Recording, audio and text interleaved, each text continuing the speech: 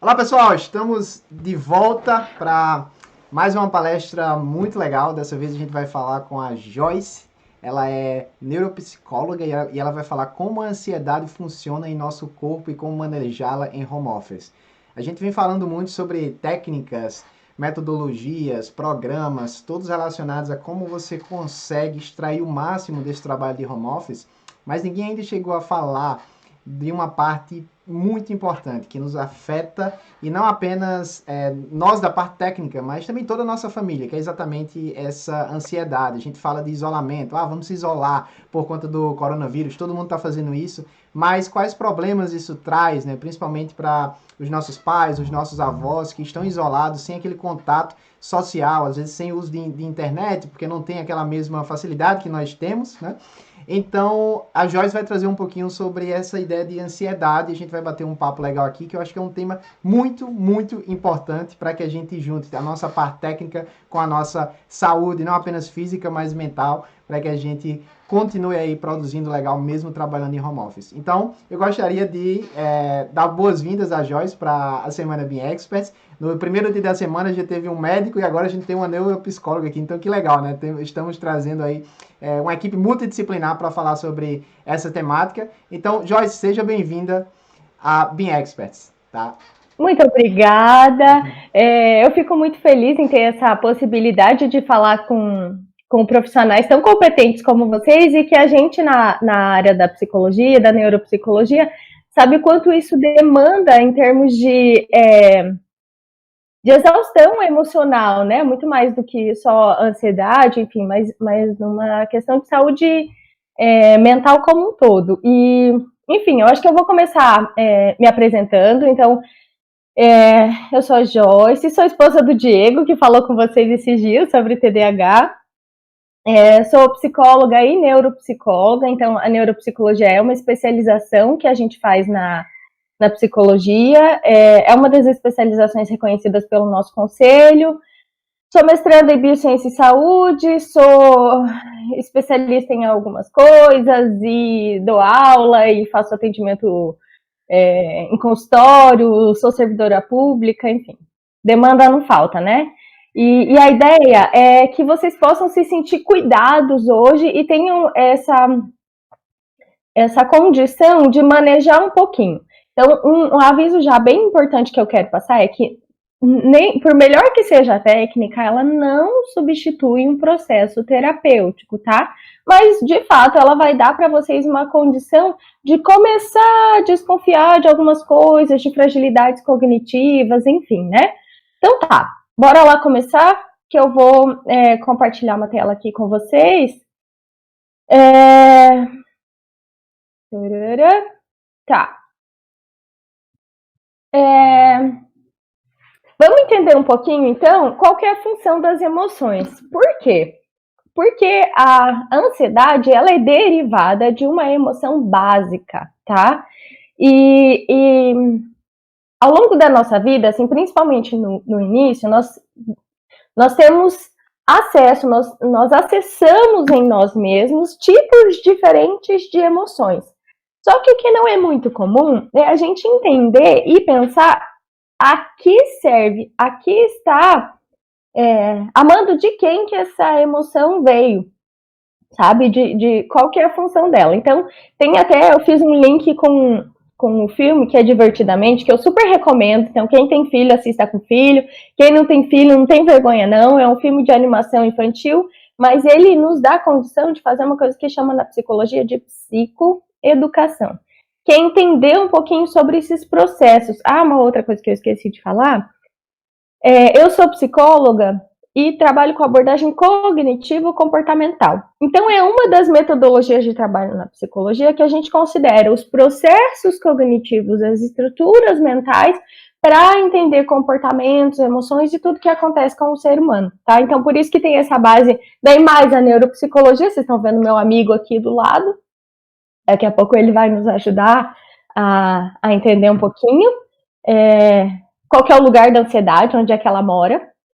Então tá, a ansiedade, ela vem a mando do medo, tá?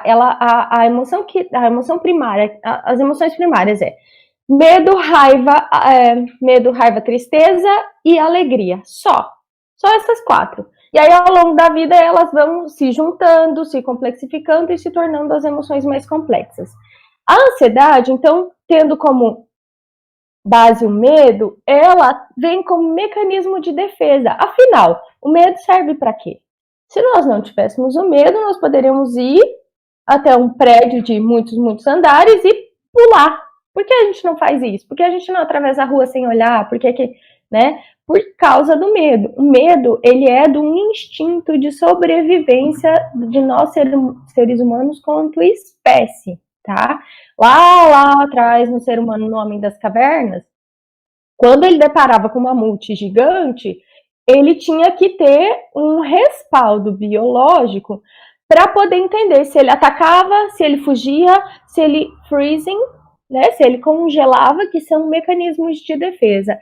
E mais ou menos assim como garantiu sobrevivência para esse ser humano ao longo do tempo, ele perpetua. É um sentimento que perpetua. Então, essa é a função da ansiedade. Ela é um mecanismo de defesa bem primitivo. E quando a gente fala primitivo, então eu já vou aqui para o nosso cérebro. O cérebro, assim, tá? Ele posiciona desse jeito. Aqui, essa partezinha aqui para baixo, desce a coluna vertebral, tá? Então, os estímulos vêm de fora, encostam em mim e eles vêm pela coluna e sobem aqui no cérebro. Essa parte de minhoquinhas aqui na frente, né? Chama córtex, é das elaborações mais evoluídas que nós temos. Mas a gente tem um segundo cérebro, tá? Que é aqui no meio. Olha só, eu tirei a ínsula, tá? O lobo temporal. Esse aqui, oi. Eu vou aumentar, peraí. Então, calma aí. Tá, já vamos fazer isso. Cadê? Tá. Vamos ver se agora consegue. Deu? Será? Ainda não? Tá. Sim, então vamos lá. Eu vou montar ele aqui de novo. Esse aqui, o nosso cérebro, a coluna desce aqui, tá? Ó, nessa partezinha aqui do meio. Coluna desce aqui. E aí, no meio do cérebro, tudo que é mais importante fica mais bem guardado no corpo do ser humano. Veja, coração, pulmão, né? Tem a caixa torácica, tem vários músculos, e quando a gente fica com frio, quando a gente fica com medo, é o primeiro o mecanismo que a gente tem é de se encolher, porque preserva esses órgãos mais importantes. No cérebro funciona da mesma maneira. A parte do cérebro bicho, ó que jeito que é, ó. E aqui no meio, essas partezinhas mais pequenininhas, elas são o centro endocrinológico do corpo. Eles liberam eles excretam para o resto do corpo todas as substâncias vitais, fome, sede, e aí das emoções, raiva, medo, então parte tudo daí, tá? Nesse sentido que é primitivo, que é daí que espalha para o resto do corpo quando o cérebro mais evoluído não pode pensar, porque é uma questão de sobrevivência. Faz sentido? Uma questão de sobrevivência, então, quando o corpo do ser humano, quando a vida está em ameaça, em vez de elaborar muito filosoficamente ou reagir para viver ou para morrer, aciona o cérebro bicho. Por isso que ele é mais irracional. Ou que a gente fala assim, nossa, que atitude infantil, que atitude... Pelo mando desse cérebro bicho e não por uma compreensão mais desenvolvida. Então tá, tendo esse ponto de partida, eu vou voltar a compartilhar a tela e a gente vai seguindo, pode ser? Então vamos lá. Vai me avisando, Arthur, desses detalhes sobre o que vocês vão precisando. Tá. Então, aqui. O medo é a resposta emocional da ameaça iminente, real ou percebida. Então, pera lá. A gente já começa a ter umas coisas assim. Não necessariamente, agora que a gente não tem mais mamute por aí, não necessariamente eu tenho uma ameaça real. Se eu entender esse projeto que eu tenho que fazer para garantir a minha sobrevivência, meu salário, meu dinheiro, ele pode ser entendido como aquele mamute de antigamente. São essas as relações, né? Então, não necessariamente é uma ameaça real ali, mas se eu interpretar isso como uma ameaça, o meu cérebro tende a ter os mesmos reflexos, tá? Então, a ansiedade tem uma parte muito boa, que é essa, assim, que eu tinha as brincadeiras. Eu tô ansioso para a palestra da ansiedade, né? É uma ansiedade boa, porque ela é antecipação de uma ameaça futura, uma ameaça de alguma coisa que eu não conheço, de alguma ameaça que eu.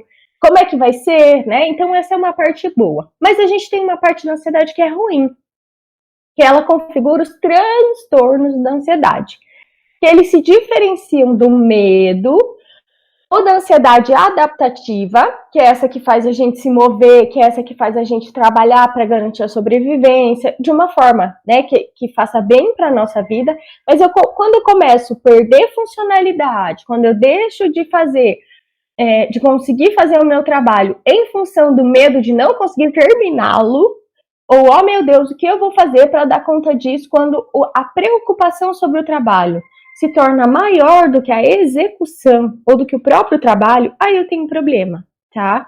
Então eu vou falar que isso é de transtorno de ansiedade, que ele vai ser excessivo, persistente e incompatível com aquilo. Às vezes tem vários tipos de ansiedade diferentes, né? Eu já vou antecipando um pouco aqui, no sentido de que medos de barata, medos de elevador, o que de tão mal uma barata pode me fazer? Tem gente que tem problemas muito sérios com os animaizinhos, com os insetos, ou mesmo com estar sozinho dentro de casa. É a minha casa, é o meu ambiente seguro. Deveria me trazer a sensação de conforto, de segurança emocional. Mas por que então o home office, às vezes, ele me causa esse apavoramento ou esse sufocamento? Vamos adiante, então. Como funciona a nossa mente? Tá tranquilo assim? Arthur, vai me dando os feedbacks, tá dando para entender? Tô falando muito rápido? Tá bom. Então, vamos lá. Como funciona a nossa mente, então, para nós cognitivistas? A gente entende que a mente, ela se organiza com o pensamento primeiro, o mais importante, o superior, e ele deriva as emoções, comportamentos e reações fisiológicas. Então, vamos pegar essa parte de emoção, comportamento e reação fisiológica. Se você imaginar que você tem uma cobra embaixo aí, perto do seu pé, nesse momento, na hora que eu falei, não deu uma sensação de mal-estar? Aí logo seu cérebro se corrigiu na metacognição e falou, não, a Joyce só está dando um exemplo. Mas esse imediato, esse gelo imediato, essa vontade de olhar para baixo para ver se não tem mesmo nada ali, gerou uma emoção, um comportamento que às vezes você olhou mesmo, e um gelo na barriga, que é a relação fisiológica, ou uma suspirada mais forte, né? E isso acontece o tempo todo, para todas as nossas situações. Meu pensamento é uma interpretação que eu tenho daquilo que está me acontecendo todos os dias, né? Dados legais, ó.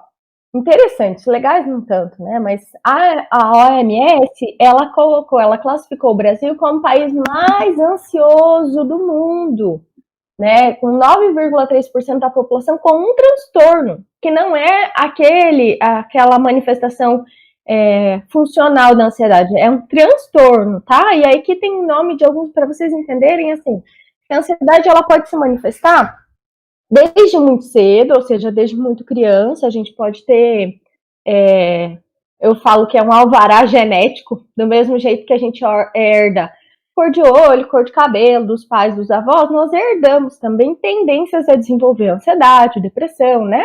Então, pode acontecer transtorno de ansiedade de separação, muito característico nas crianças, mutismo seletivo também, fobias específicas, que é aquela de elevador, de cobra, de de ficar sozinho, fobia social, que é de se expor às pessoas, de fazer as apresentações, transtorno de pânico, agorafobia, que é um medo de ficar nos lugares abertos ou de ser difícil, né? E daí, às vezes, ficar em casa entra aqui em agorafobia. Ágora é de praças, né? E medo de estar em um lugar que, se eu passar mal, vai ser difícil eu ter suporte. E agora, com o coronavírus, se eu passar mal, eu estou sozinho em casa, o que é que pode me acontecer? Né? Então, nesse sentido.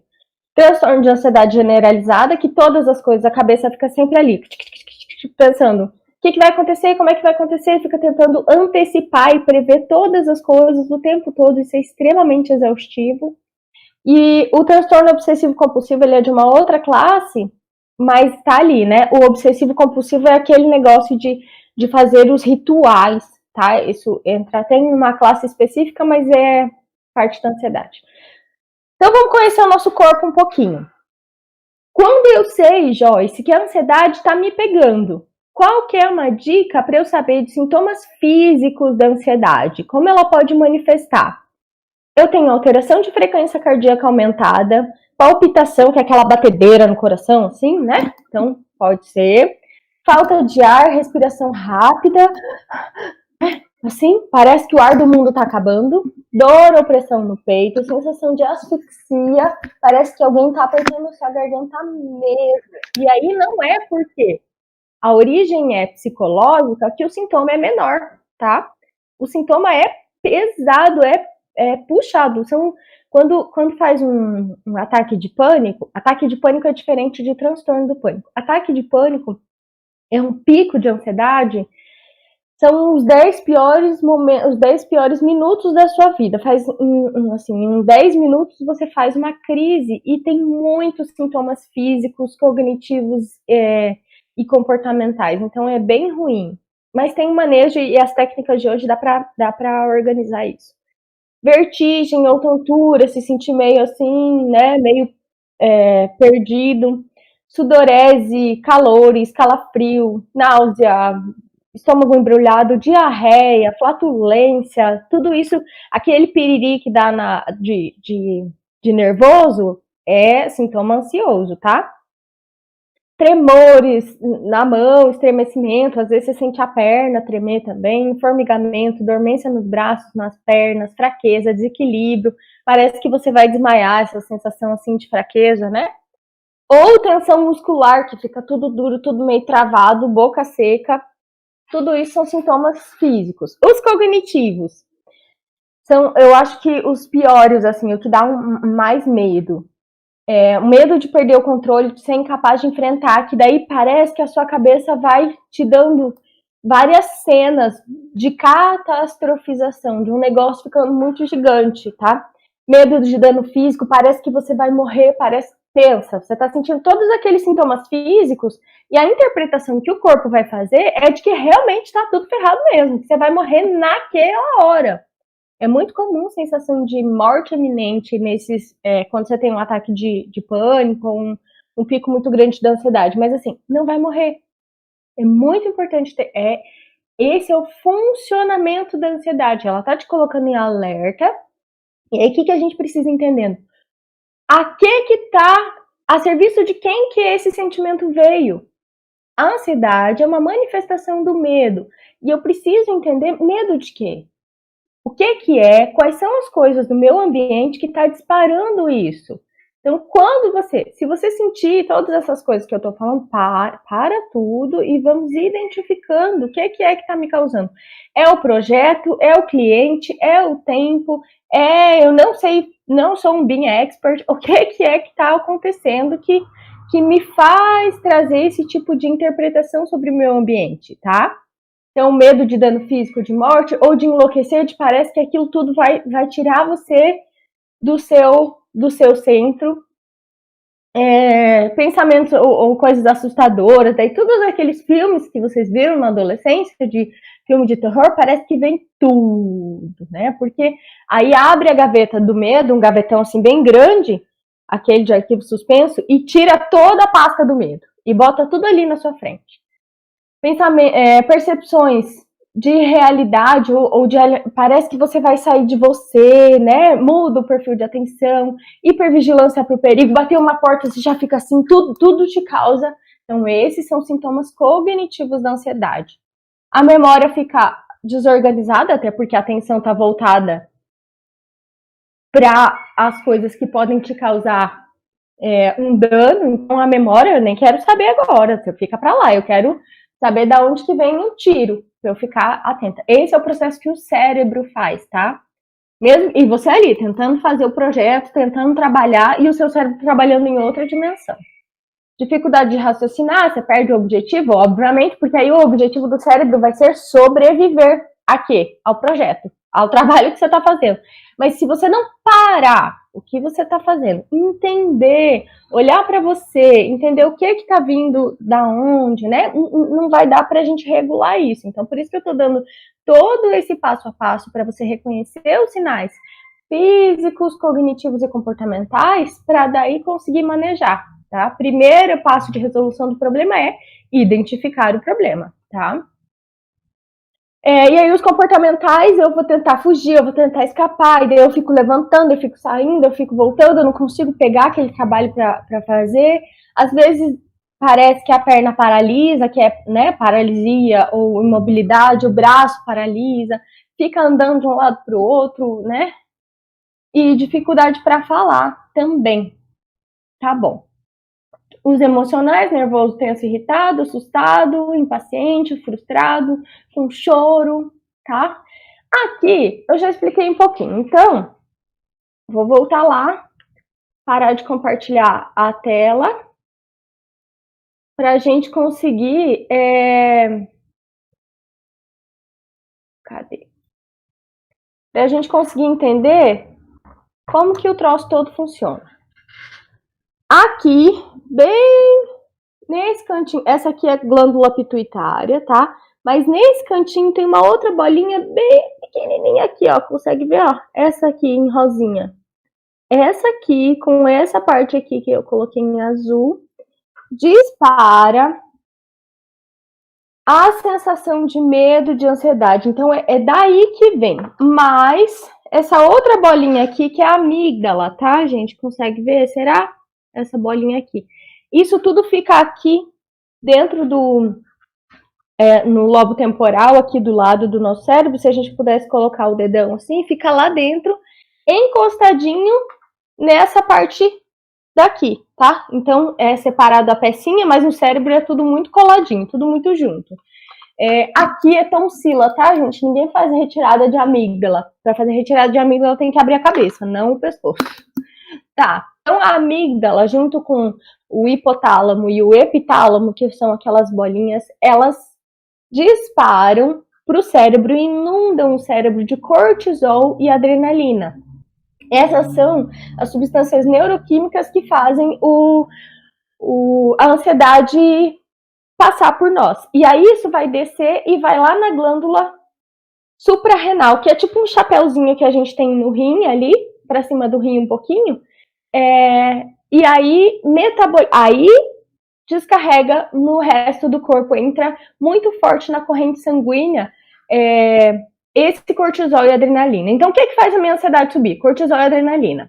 Cortisol é o do estresse, então é estressante, ele faz toda a parte de contratura muscular, a parte de deixar o nosso corpo pronto para se levar uma facada, se levar sei lá, alguma coisa assim, né, física, ele fica anestesiado, tá, com o cortisol. Ele é o hormônio do estresse. Daí baixou a adrenalina, a gente relaxa. Mas o cortisol, junto com a adrenalina, eles fazem uma corrente tóxica. Mas para quê? Porque eles querem acabar conosco? Não. Eles querem nos dar condições de luta ou fuga. Luta corporal, tá?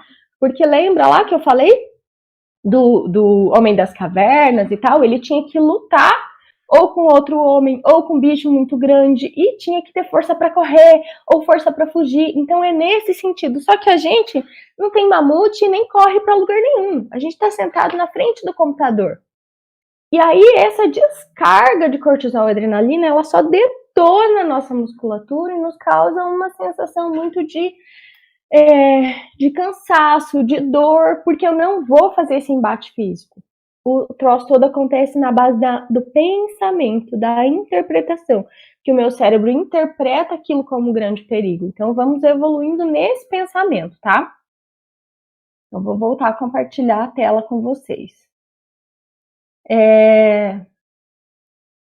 Tem aqui mais umas coisas de dinâmica, né? Que como esse vídeo vai ficar disponível para vocês, olha lá, durante um episódio de ansiedade, os fluidos são dispersos para diferentes partes, e aí a minha boca fica seca, fica tudo tenso, faz uma reação. Olha só que interessante, uma reação de fígado que vai... O fígado também, ele é muito importante nesses processos metabólicos do corpo, o fígado e o baço, né? Que a gente fala assim, mas para que eu tenho baço? Nem sei para que onde é que fica, nem sabia que eu tinha isso em mim. Tanto o fígado quanto o baço, eles são muito responsáveis na metabolização das enzimas. E aí entra numa parte muito bioquímica do nosso corpo, mas essa é a dinâmica. Então a ansiedade não é um troço que tem vida própria, que sei lá, que é místico. Não, ele é químico, tá? Então, o cortisol, que é o hormônio produzido pela glândula suprarrenal, faz uma alteração de metabolização do açúcar, né? E aí vai ficar com um nível maior de açúcar no sangue. Para quê? Para a gente ter disposição para correr, para ter um pico de glicemia, e aí a gente fica ativo, né? Mas às vezes é muito, e se isso não for usado, vai ser reabsorvido no corpo. E aí, quando eu tenho uma absorção de glicose muito grande, eu amoleço, tá? Se eu não gastar essa energia toda. Nessa resposta, o estresse faz um fluxo sanguíneo aumentar, então por isso que fica ou ruborizado ou fica meio pálido, né? Mas por que vai o fluxo aumentar? Porque o corpo entende que você vai fugir, ou que você vai correr, ou que você vai lutar, que você vai... Ele ainda associa num mecanismo muito primitivo a ansiedade a alguma condição de demanda motora, física, e que para nós em home office não acontece, porque a gente fica ali clicando só parado, e a ansiedade fazendo todo o processo para uma luta, o embate físico, daí dá tensão muscular e tal. Aí você vai sentir dificuldade no trato digestivo, coração, pulmão, né, respiração, padrão respiratório fica todo bagunçado, e o sistema imunológico, ó, cai, despenca, vai lá embaixo, porque nada disso aconteceu, desorganizou. O cortisol, ele lacera a nossa musculatura. E como a gente não precisou disso, a gente só vai sentir a parte ruim, não vai sentir a vantagem, né? Porque não teve essa necessidade de, aspas, usar esse cortisol para nos organizar. Então tá, então o que eu posso fazer para começar a me proteger de uma situação de ansiedade, de uma crise de ansiedade? Primeiro, eu preciso ter um sono regulado, em rotina. Daí teve alguém que falou assim, Joyce, mas eu durmo tão pouco e tal. Precisa ver, o nosso cérebro, ele precisa de no mínimo 8 horas de sono para ter uma condição adequada de saúde mental, tá? Pouca luz, pouco calor, pouco barulho, pouca atividade mental em rotina. Para isso, para conseguir regular esse sono, Joyce, eu não consigo regular o sono de jeito nenhum, nada dá certo, eu durmo 4 horas. Pode ser de um transtorno associado, pode ser a sua rotina de trabalho muito desregulada, e daí a gente faz um hábito, e não é porque eu tenho um hábito ruim de sempre dormir 2, 3 horas da manhã que tá tudo bem pro meu cérebro. Ele, né, o cérebro vai continuar, ele vai só prever o dano, mas ele não vai deixar de causar este dano por falta de sono, tá?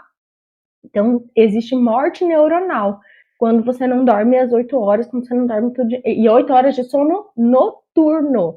Dormir das 10 da manhã até sei lá que hora da tarde não substitui o sono noturno. Então, isso é muito importante para manejar muitos transtornos, muitas condições do corpo, principalmente a ansiedade. Alimentação adequada, diminuir açúcar, gordura, porque se eu sei que o meu cérebro vai buscar esse açúcar todo, eu preciso deixar isso o mínimo disponível. né? Porque o açúcar, ele é um estimulante do sistema nervoso central, que se eu não gastar ele em atividade física, que é o próximo passo, vai ficar disponível aí me faz um pico de glicemia e aí depois eu amoleço, né? Por isso que dá aquela vontade de dormir depois do almoço, porque fez um pico de glicemia por causa de carboidratos, né? Açúcar, gordura, batata, tudo isso faz pico de açúcar. Diminuição de substâncias psicoativas, álcool, cigarro, outras coisas que possam, até remédios, aqueles não receitados pelo médico, tá? Isso é ruim. Então, tem que fazer um máximo de diminuição de substâncias psicoativas de uso, né? Se você está em risco, se você está vendo que essa ansiedade está vindo te visitar, tira isso. Ah, Joyce, mas o cigarro me ajuda a ficar tranquilo. Sim, enquanto você está fumando. Você consegue fumar e trabalhar, deixar um negócio assim, você vai fumando e... Não, né? E sem contar os outros malefícios do tabaco. Então, tudo isso precisa diminuir. Regulação emocional. Isso vai fazer principalmente em psicoterapia, tá? Ou a regulação emocional, ela é aprendida, mas ela não é muito comum na nossa cultura, não é mesmo. Então, precisa dar um pouco de atenção e imaginando o que eu tô sentindo, o que me faz bem, o que me faz mal, né? Entender as coisas boas da vida, em gratidão, prática de expressão emocional. Diz para as pessoas que estão na sua casa o quanto você fica feliz por elas estarem aí, ou que hoje você está cansado, ou que não só das emoções positivas, mas se você está com uma emoção negativa aflorada, deixa as pessoas saberem também para elas poderem te dar um suporte adequado. Ah, mas aí eu vou ser fraco. Claro que não.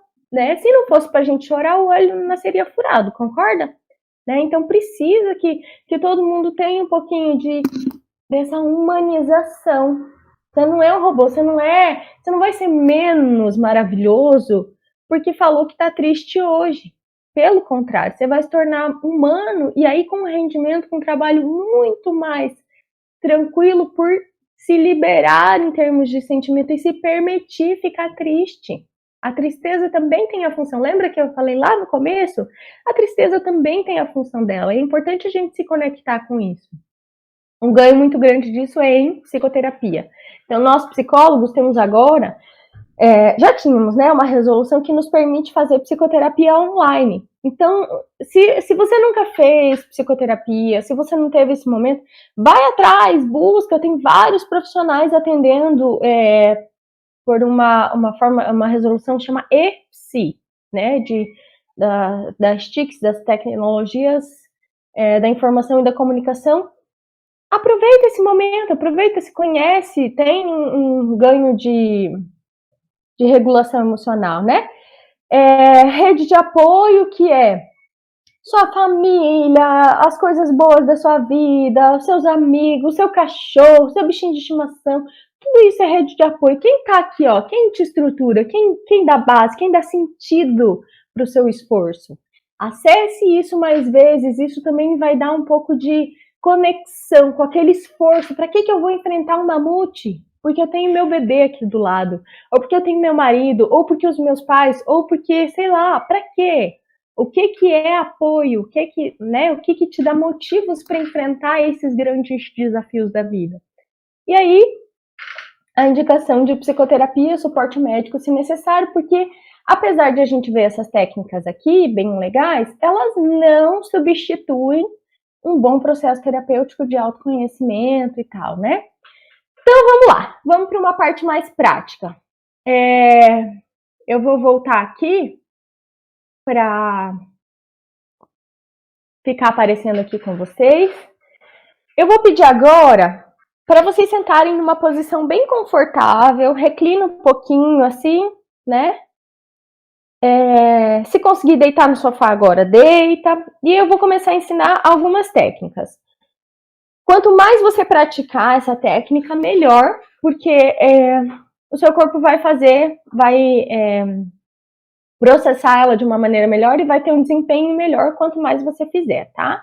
Então, a primeira técnica, coloca suas mãos em cima lá do umbigo e você vai respirar colocando o ar para dentro, empurrando a barriga para frente. Então vamos lá, eu vou ficar de pé aqui um pouquinho para dar para ver, ó lá. Eu vou respirar, enche a barriga, murcha a barriga.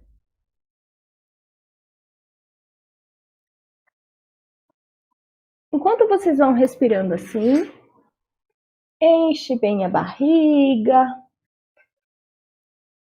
põe o ar para fora. Eu vou explicando o que acontece no corpo de vocês quando você coloca essa grande quantidade de oxigênio para dentro. Você empurra a sua barriga para frente.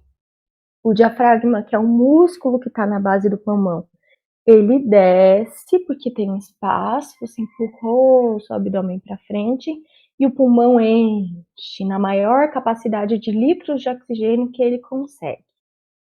Esse oxigênio todo vai para a corrente sanguínea e ele vai oxidar, igual oxida o ferro lá fora, oxida o cortisol e a adrenalina que está correndo no nosso sangue. Lembra que eu falei que era cortisol, adrenalina? Então respira bem profundo, traz bastante oxigênio para dentro de você e devagarzinho ele vai quebrando, desmembrando e derretendo esse cortisol. Porque esse perigo não é proporcional, né? Então, respira. E continua respirando até bocejar. A nossa dica é: bocejou, equilibrou a quantidade de oxigênio e cortisol, adrenalina, tá? Tudo certo. Então, agora que eu espero que você já conseguiu respirar um pouquinho, quando você vai respirando, continua fazendo esse mesmo processo e contrai o seu pé. Vai contrair, contrair, contrair e relaxa. Junto com a respiração. Então, soltou o ar. Vamos começar pelo pé e pela perna. Contrai, contrai, contrai e relaxa. Puxa o ar, solta e contrai, contrai a perna forte e relaxa. Mais uma respiração, a gente vai contrair membros superiores. Contrai, mão, contrai e relaxa. Mais uma vez, tenta sentir, percebe o seu pescoço. Contrai, contrai, bem forte e relaxa. A última vez a gente vai contrair o corpo inteiro. Contrai bem forte e relaxa. Junto, então vamos evoluindo esses processos. A respiração, a contração muscular. Deu vontade de bocejar, deu uma preguicinha, é um relaxamento, tá? É isso que vai nos tirar de uma crise de ansiedade. Quando eu tenho um ataque de pânico e preciso ir para emergência, o que acontece? Máscara a zona de oxigênio no paciente. Para quê? Justamente para oxidar cortisol e adrenalina, né? Porque dá a impressão de falta de ar. Então, essa respiração diafragmática intercostal, que é essa do barrigão, ela ajuda a organizar todo esse processo químico. Tem mais umas reflexões que a gente pode fazer no sentido de o que de pior pode me acontecer? Eu rastreei que é esse projeto aqui, que é esse trabalho, o que é de pior? Então é o questionamento socrático, Sócrates daí, mas eu não consigo fazer esse pensamento socrático, essa reflexão, se eu estou no meio de uma crise de ansiedade. Então a primeira coisa é para e respira. Mas não é respirar de qualquer jeito, é respirar desse jeito que a gente treinou aqui. Respirando diafragmaticamente, relaxando, progressivo, bonitinho, até bocejar. Essa é a respiração, tá? Então, eu vou começar a me perguntar, o que de pior pode acontecer? E o que de melhor pode me acontecer se eu terminar? Qual que é o problema? É o prazo? É o horário? Eu não sei fazer isso? Eu não sei fazer isso, tem alguém que sabe? Eu posso recorrer a alguém? Posso aumentar esse prazo? Eu não posso, eu não consigo nada disso. E se um amigo meu estivesse passando por exatamente essa mesma situação, o que eu indicaria para ele fazer? E o que vai me acontecer se eu não entregar? Então, façam essas reflexões e vão encontrando esses passos, essas respostas. 7 passos para a gente resolver qualquer problema do mundo. Identificação do problema, brainstorm, que é uma chuva de ideias, eu escolho a melhor possibilidade, aloco recursos, coloco em prática, avalio se deu certo e monitoro se continua dando certo ou não. Então, avalio o resultado e monitoramento.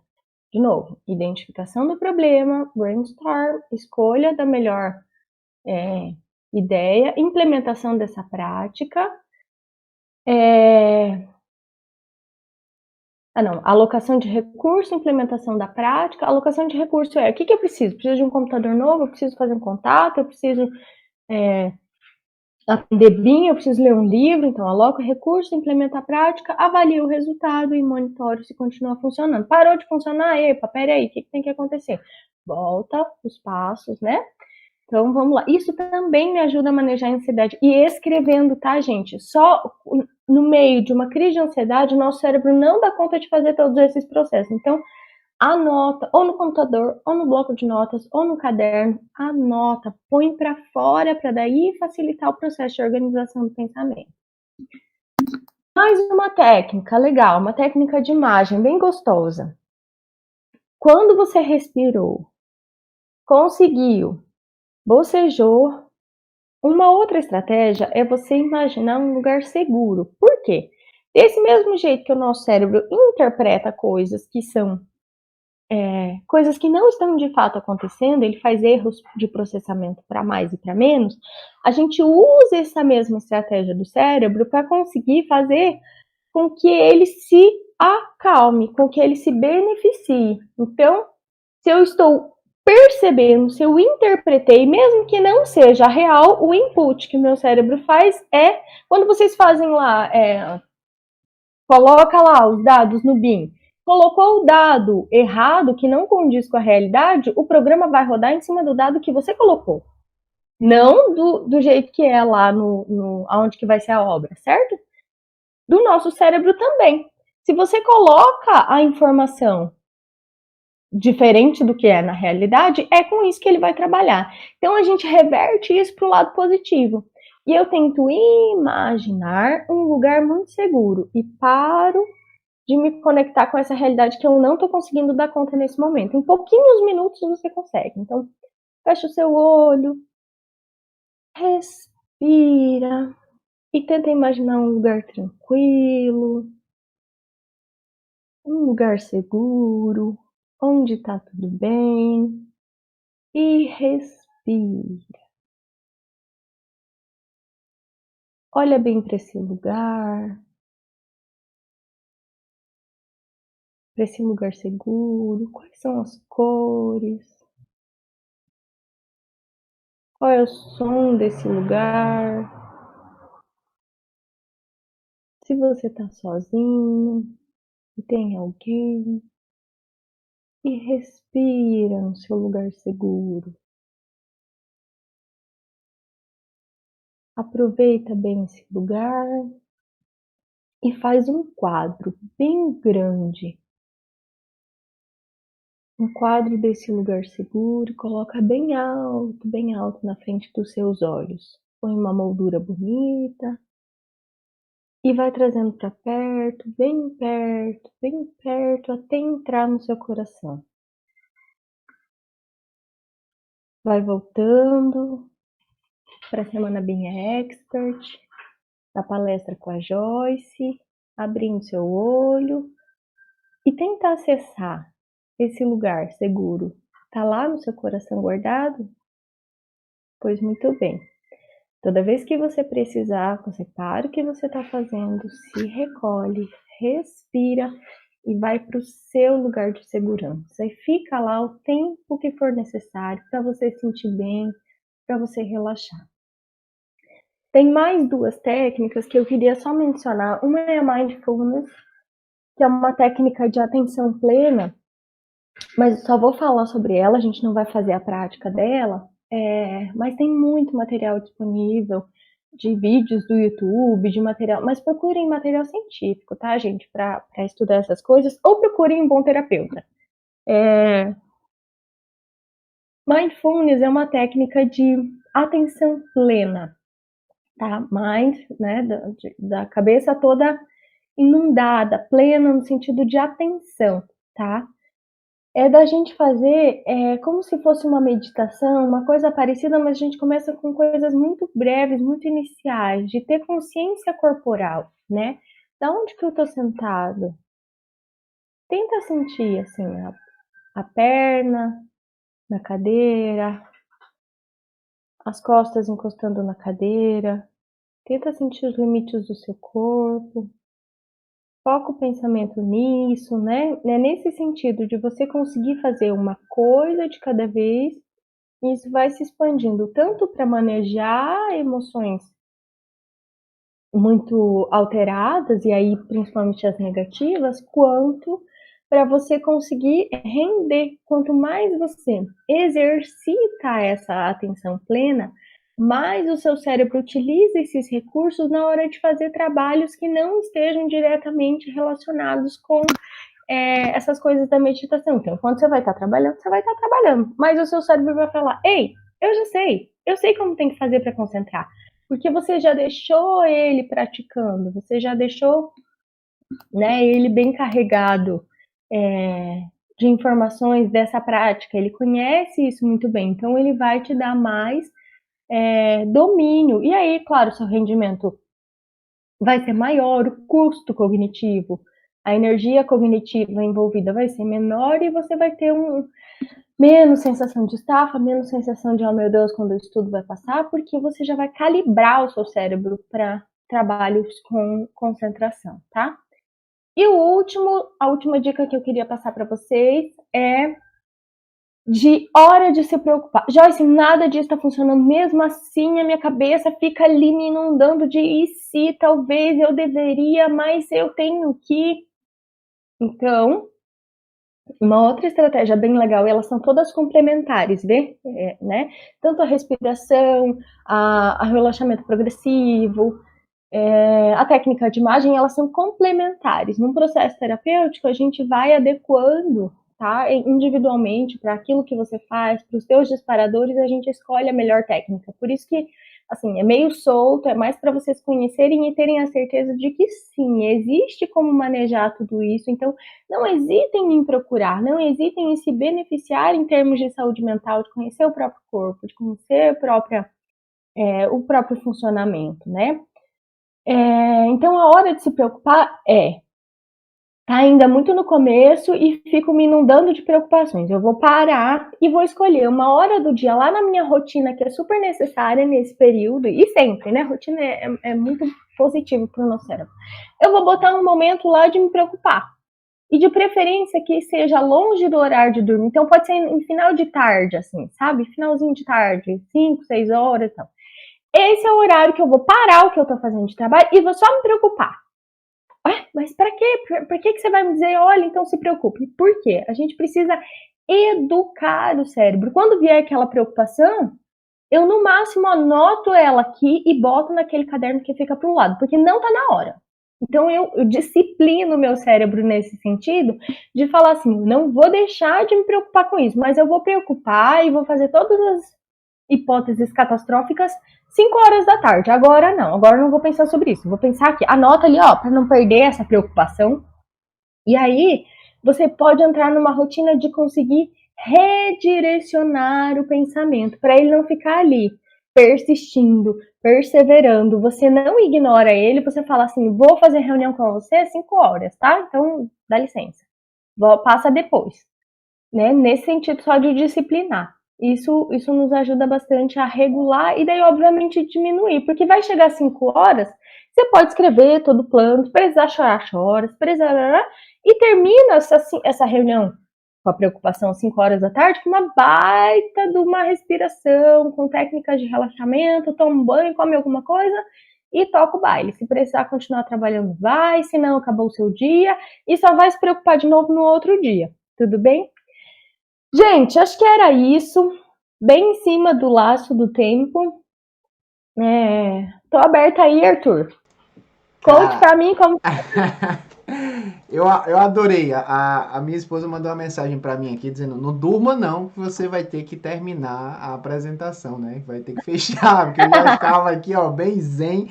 Eu adorei muito tanto as técnicas como entender na introdução toda que você fez, a parte da ciência, né? Como é que o nosso corpo funciona. Isso faz muito sentido, porque a gente começa a entender ali alguns triggers, né? Ou seja, alguns gatilhos que acabam abrindo aí para crise de ansiedade, momentos aí onde a gente acaba talvez chegando até depressão, né? Tem gente que tem casos mais sérios. E assim, a gente costuma falar nas palestras Being Experts que se a gente conseguir impactar uma pessoa, já valeu. Então, eu acho que já valeu, porque eu já tô impactado. Eu já gostei. Show de bola, que bom! Eu já adorei, então acho que com certeza o pessoal deve ter gostado aí, tá? O pessoal comenta aí no chat, mas eu vi muitas mensagens do pessoal parabenizando, tá? Você. Eu acho que foi uma sessão de terapia coletiva aqui, eu nem sabia que dava pra fazer isso, mas terapia foi de muito grupo, legal. dá. Foi muito legal, tá? Então, assim, muito obrigado de verdade pela sua participação. Eu fico muito feliz em tê-la aqui conosco, trazendo um tema que, assim, não é tão discutido entre o nosso meio, né, de arquitetura, engenharia, construção, mas eu acho que, com certeza, é importantíssimo, porque está na nossa vida, no dia a dia. Tudo que a gente faz envolve isso, né? E quanto mais a gente se carrega de trabalho, principalmente trabalhando em home office, às vezes vai só empilhando ali, você não fala com muitas pessoas. E você até falou o caso de você não fazer exercício físico, você está parado, né? Então acaba que isso afeta também a ansiedade. E eu fiz até algumas anotações aqui. Se você tiver um tempo, eu queria até comentar algumas coisas. Mas só comentando aqui alguns comentários que o pessoal mandou, tá? A Flávia mandou uns parabéns, tá gostando. A Mariângela falou que o filho dela tem fortes dores no peito, no lado direito, principalmente à noite. É comum esse tipo de ansiedade em crianças? Sim, as crianças elas têm manifestações diferentes, mas elas sofrem tanto quanto nós, porque aí a imaginação das crianças é muito maior do que a nossa, né? A liberdade de imaginação. Então a catastrofização das crianças também é maior. Eles imaginam coisas muito mais irrealísticas. E aí, como quem me protege é o meu pai e a minha mãe, se eu imagino que o meu pai e minha mãe podem morrer, ou que eu posso ficar sem eles, o mundo fica extremamente mais perigoso do que para um adulto que consegue, assim, se virar, se defender sozinho na rua. Para a criança, o mundo é todo muito mais ameaçador. Então, a gente tem tido, assim, e eu trabalho principalmente com crianças, né? Eu trabalho com adultos também, psicoterapia e tal, mas o meu foco principal é de criança. Então, é isso mesmo. E outra, né? Nós, adultos, desde criança, podemos ter alguns marcadores ansiosos, de ansiedade. E daí a gente tinha isso de engole o choro, para com isso não é verdade, blá, blá, blá. E isso impede a nossa regulação emocional, né? Então esse cuidado com as crianças é muito importante. E o mindfulness, as técnicas, tem bastante material disponível na internet. Ele é super usado, até nos Estados Unidos tem um projeto legal que chama Friends for Life, para as crianças aprenderem mindfulness e o desempenho na escola sobe bastante, a relação com os amiguinhos, com os pais melhora bastante, mas isso também funciona com adultos. Que legal, adorei. Só alguns outros comentários. O Alexander pediu aqui para disponibilizar essa gravação, que ele quer mostrar para uma pessoa que tem alguns sintomas claros. Eu já tenho várias pessoas em mente que eu já vou mandar também, tá? Então tem várias pessoas falando isso aqui. O Olailson falou, nossa, muito bom, e ele parabenizou e fez uma pergunta. Ele falou, se eu diminuir o açúcar, acaba diminuindo a ansiedade ou não tem nada a ver uma coisa com a outra? Tem a ver. Só que assim, o açúcar se liga no mesmo receptor da cocaína e no mesmo receptor dos carboidratos, do pão branco e tal. Então, fazer uma dieta mais low carb ou uma dieta menos rica em açúcar, no começo dá um rebote gigante, porque o corpo ele se ele fica sob protesto ali, né? Ele quer saber, cadê o meu açúcar? Tal. Então, ele vai te dar uns sinaizinhos de abstinência. Mas ao longo do tempo, você pode sentir muitos benefícios, e aí você substitui por esses açúcares. Então, assim, ter um bom acompanhamento nutricional também é muito importante. O sono adequado, a nutrição adequada, a prática de exercícios fazem o nosso corpo funcionar, porque nós somos, assim, o cérebro bicho, nós somos muito cognitivos, trabalhamos muito com a cabeça, mas o resto também precisa de atenção. Então, regular uma alimentação, diminuir o açúcar, vai te dar um melhor desempenho, porque diminui a estimulação para outras coisas. Então, o cérebro consegue ficar mais concentrado, mais focado por mais tempo. Que legal. Eu pessoalmente, eu tento ao máximo diminuir o açúcar e hoje eu já cheguei no ponto que, por exemplo, eu tomo café sem açúcar e eu acho estranho quando eu coloco açúcar. É engraçado, mas no início era muito ruim realmente, porque existe uma dependência prévia, né? E quando você para de vez, realmente o corpo dá uma balançada Ele ali. fala, isso. E você vai treinando o paladar também, né? Vai treinando o paladar. A gente vai desenvolvendo muitas outras coisas. E quanto mais a gente desenvolve essas outras coisas, por exemplo, assim, comer comidas diferentes, estimular a criatividade, fazer um exercício diferente, o nosso cérebro ele vai se tornando mais criativo de uma maneira geral e hiperconectado. Então, vocês viram que aqui o cérebro ele é dividido nessas duas partes, e ele é dividido lá dentro da cabeça e ele é ligado por uma coisa que chama corpo caloso, que é uma coisa de fibras, assim.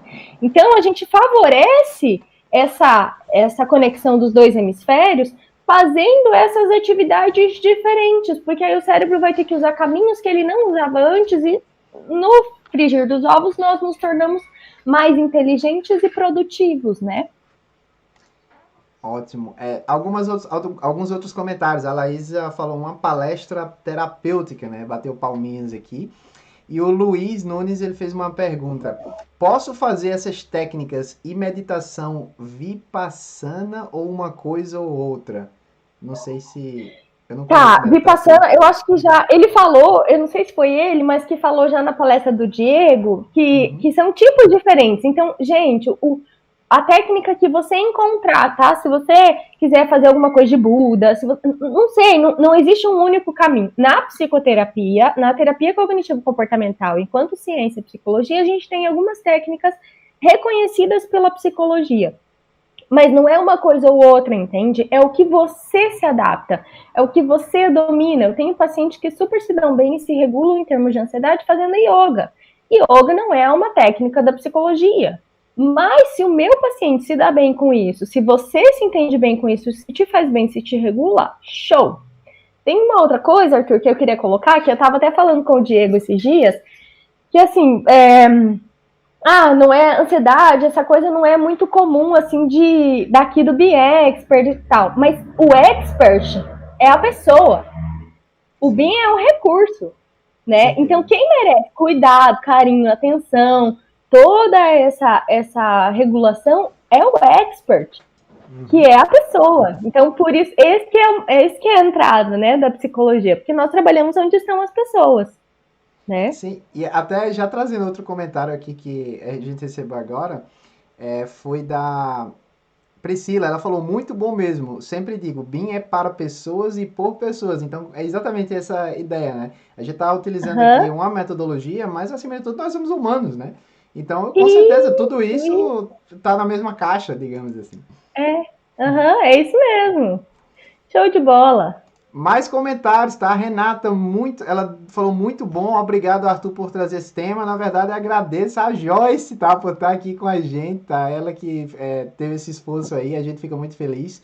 O JD falou muito legal a técnica de marcar uma reunião com os problemas para evitar a ansiedade. Ele falou que vai aplicar. E eu também, eu vou fazer isso, porque assim, é tanta coisa, né? Principalmente quando você está trabalhando com um volume de informação muito grande, seu cérebro não para. E uma coisa que funciona para mim, Joyce, já compartilhando, não sei sua visão, eu acho que eu não sei como é que seria isso em português, eu vi em inglês, chama-se Journal Decluttering, que é basicamente você pegar uma folha de papel, e aí quando você acorda, por exemplo, você tem que preencher a folha inteira com o que está na sua cabeça. Você começa a escrever, até meio que assim, zerar a mente, né? E aí depois você pega essa folha e não é para você guardar, você joga essa folha fora. Então, eu comecei a fazer isso e para mim melhorou muito. Eu adorei fazer isso, porque às vezes é como se fosse um tipo de meditação, né? Que a meditação também é de você observar os pensamentos, né? Então, tirar, como você falou, né? O que está na sua cabeça e colocar no papel. E isso ajudou muito a controlar a ansiedade. Não sei se tem alguma coisa científica ao redor disso, né?